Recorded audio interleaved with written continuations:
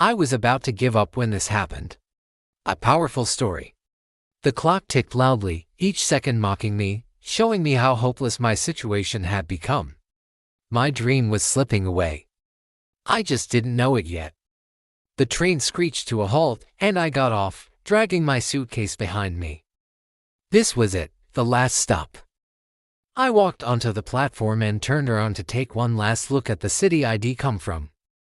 As the train door slid shut, I knew I'd made the right decision.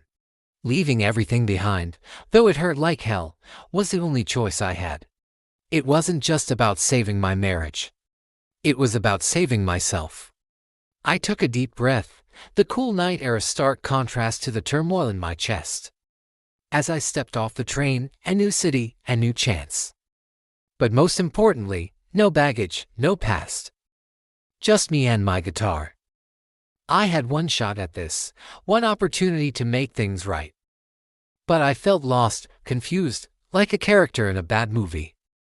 The city lights blurred into streaks of color as I drove through the streets, each turn bringing me closer to my destination. I'd chosen this place because it was a known territory, somewhere even Google couldn't help me with. I wanted to get away from it all, from the whispers, the pitying looks, and the suffocating questions. As I pulled into the driveway of the secluded cabin, I realized just how far I'd come. The journey had been more than just physical. It had been a journey of self-discovery, a test of my resilience. And as the sun peeked over the horizon, casting its golden rays across the mountains, I knew I was exactly where I needed to be. The silence was deafening. No sounds of traffic or crowds, just the gentle rustling of leaves and the distant call of a bird.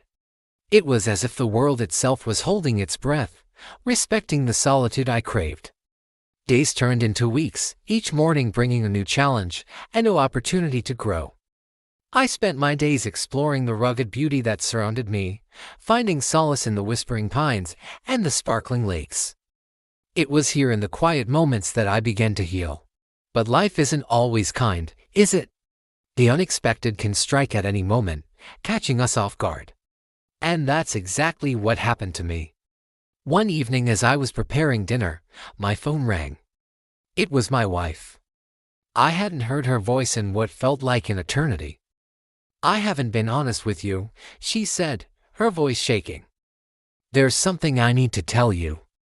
My heart pounded in my chest, each beat echoing the dread I felt. She was 27 and had never once been alone for so long. There was so much left unsaid between us. So many unanswered questions. Over the next few weeks, I learned the truth, a truth that shattered the reality I'd built in my mind.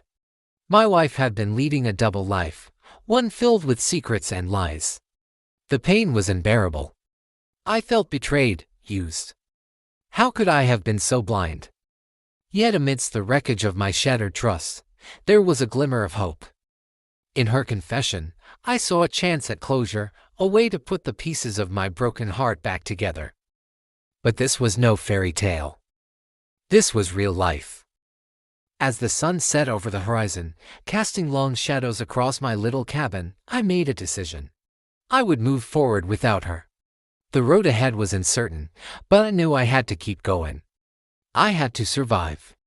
With each passing day, the wound in my soul grew deeper. The silence in the cabin became deafening, a constant reminder of my solitude. Every creak of the floorboard, every sigh of the wind seemed to mock my pain. I felt like an abandoned ship, tossed and turned by the relentless waves of despair. But I refused to give in. I wouldn't let this defeat me. So, I did what I knew best. I poured my heart and soul into my music, writing songs that captured the essence of my pain, the raw and filtered emotions that threatened to consume me. And as my fingers danced across the fretboard, as my voice echoed the depths of my sorrow, something remarkable happened. With each chord progression, I felt a sense of release, a cathartic explosion that allowed some of the pressure to escape my chest. One evening, as I was performing one of my new songs at a local bar, something incredible happened. A renowned music executive, someone who had the power to change my life, was in the audience. I poured my heart out into the music, pouring every ounce of emotion into the performance. When the final note faded away, the silence was deafening.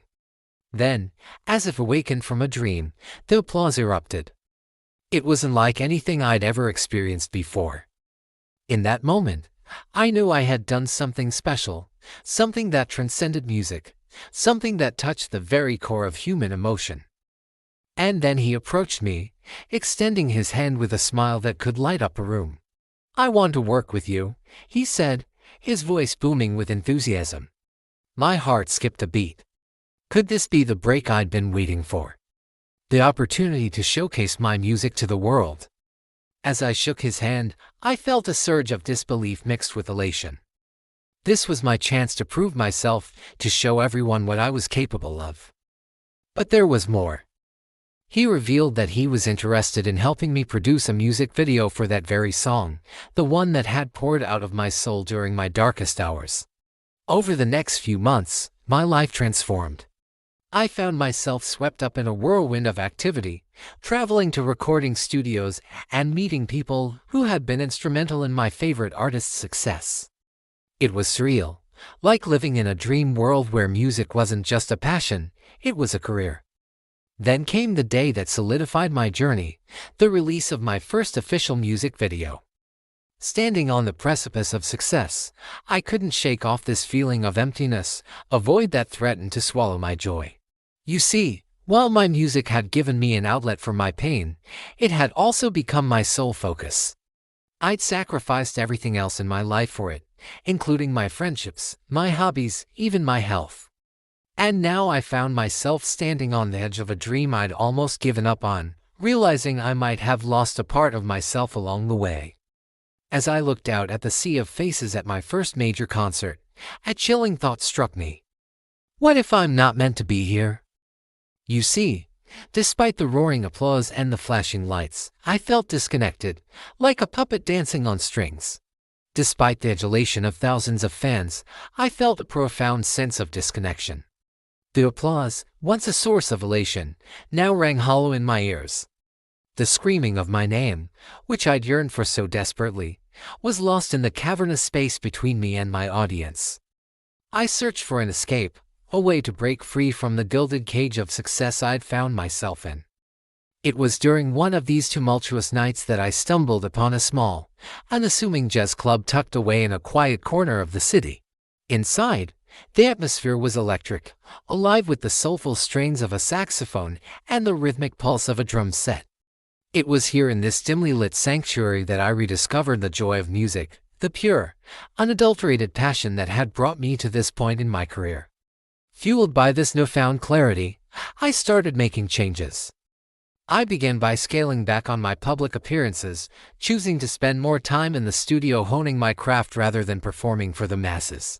It was a gradual process, but with each step I felt a sense of liberation, as if I was shedding layers of pretense to reveal the authentic artist I was meant to be. In the quieter moments, I poured my heart into writing music that was raw, honest, and stripped down to its barest essence. I sought out collaborations with artists whose musical philosophies aligned with mine, creating a community of creators who valued substance over spectacle. And as I walked out into the warm embrace of the evening, I felt lighter, as if a weight had been lifted from my shoulders. For the first time in what felt like years, I was at peace with myself and my music. My journey taught me that success isn't just about fame and fortune. It's about staying true to yourself, to your art, and to the values that define who you are. So here's to the dreamers, the risk-takers, and the believers. May we all find the courage to follow our hearts, the strength to overcome obstacles, and the wisdom to recognize when it's time to take a step back and appreciate the journey. Because sometimes in letting go of what we thought we wanted, we open ourselves up to the infinite possibilities that life has in store for us. If you enjoyed this video, please don't forget to subscribe for more content. Thank you for watching, and I'll see you in the Don't forget next to one. subscribe and activate the notification bell to be the first to see these exciting adventures.